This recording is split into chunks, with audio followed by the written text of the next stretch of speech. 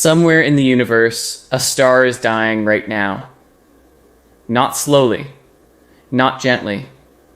In the next few seconds, it will release more energy than our sun will produce across its entire 10 billion year lifetime. A single flash bright enough to outshine an entire galaxy of 100 billion stars. But here's the part nobody tells you. These deaths are not all the same. Some stars detonate. Some collapse inward. Some are ripped apart from the inside out. And a rare few simply vanish, without a sound, without a trace. These are the types of supernovae, and by the time we reach the end, you'll understand something unsettling. You are not watching this from a safe distance. You are standing inside the aftermath of one right now.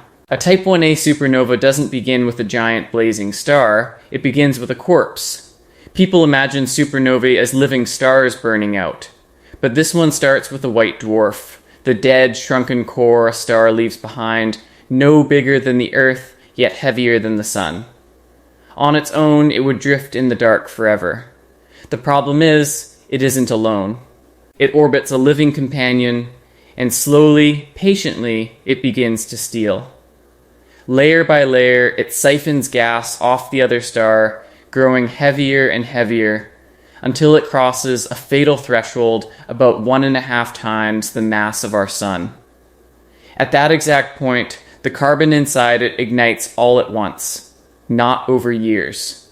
In roughly 1 single second, the entire dead star is consumed in a thermonuclear blast that leaves nothing behind. You might assume something this violent must be rare. It isn't. These explosions are so predictable, so identical in brightness, that astronomers use them as cosmic measuring sticks to map the size of the universe. A dead star, reaching out one last time to feed, and burning down the entire neighborhood to do it. If Type 1a is a theft, Type 2 is a suicide. This is the death people picture when they hear the word supernova, but the reality is stranger than the picture. It happens to the giants, stars at least 8 times heavier than the sun. For millions of years, such a star holds itself up by fusing lighter elements into heavier ones, releasing energy that pushes outward against its own crushing gravity. Then it starts making iron, and iron is where the deal collapses. Fusing it costs energy instead of releasing it. In a fraction of a second, the core loses the fight it had been winning for millions of years. It falls inward at nearly 1/4 the speed of light, crushing itself into a ball of pure neutrons in about the time it takes you to blink.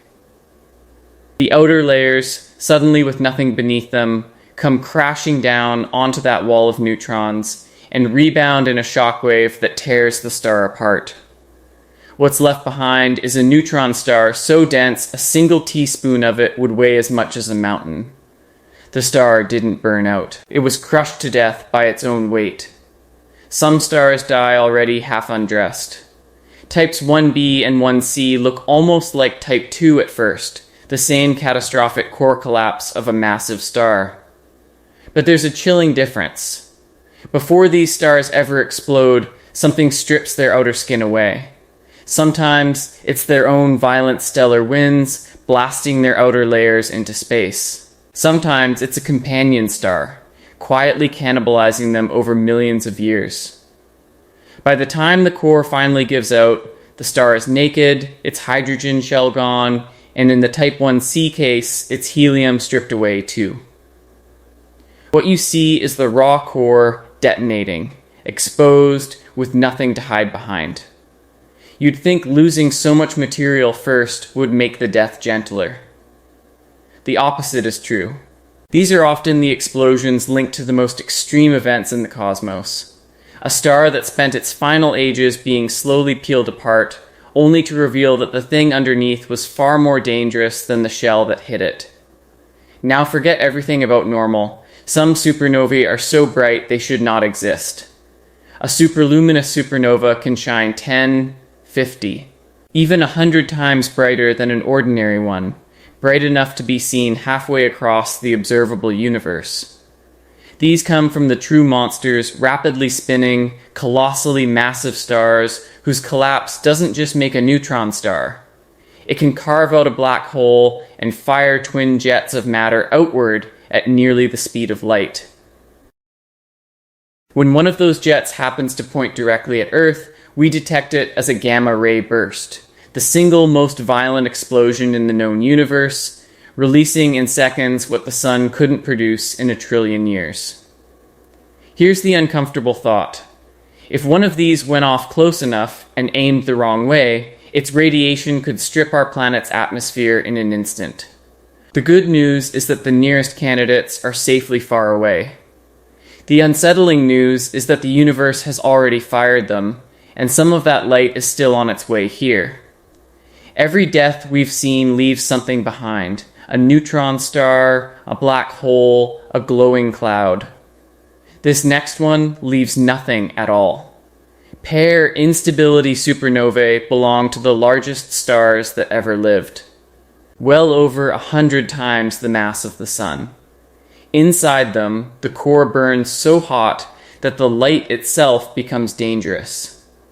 The gamma rays start spontaneously turning into matter, tiny pairs of particles, and every time that happens, the star loses a little of the pressure holding it up, so it sags inward. And that inward fall lights the core like a bomb the size of a solar system.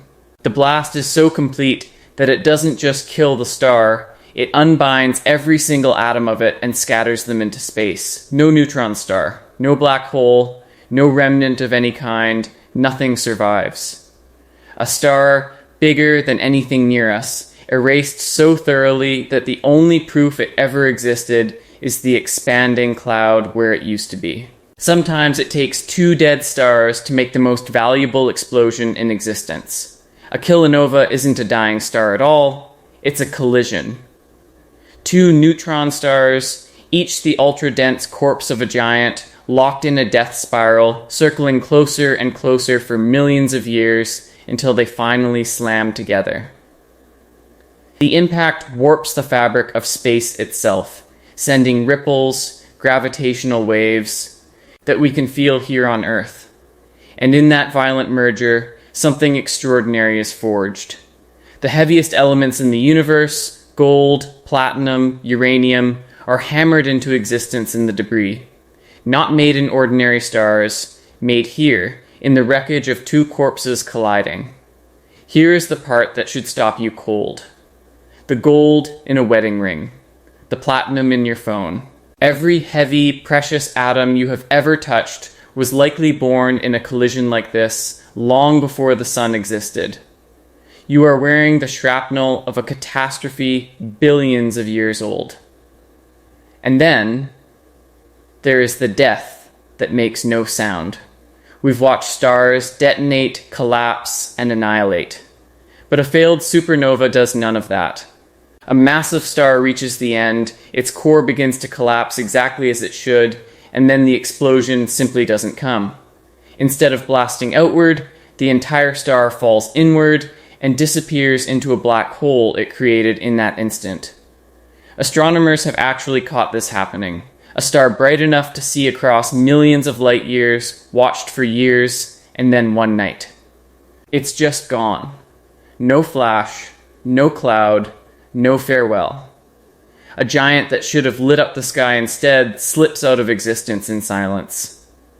Of all the ways a star can die, this is the one that unsettles scientists the most, because it means some of the lights we see in the night sky won't end with a bang at all. They'll simply blink out, and we may never know they were ever there. So which one made your world? Because none of this is distant. None of it is separate from you. The iron in your blood was crushed into being inside a collapsing giant. The calcium in your bones was flung out by an exploding star. The gold, the oxygen, the very atoms holding you together right now, every one of them was forged in one of these deaths, scattered across space, and eventually gathered up to become a planet, an ocean, and you. You are not watching supernovae from a safe distance. You are made of their ash. The universe had to destroy something unimaginable just so that you could exist to wonder about it. Which type of supernova did you find the most terrifying or the most beautiful? Tell me in the comments. Someone else scrolling past tonight might be seeing this truth for the very first time. And if you want honest, unflinching videos about how the universe actually works, the parts that are as frightening as they are real, subscribe and stay with us in the dark a little longer.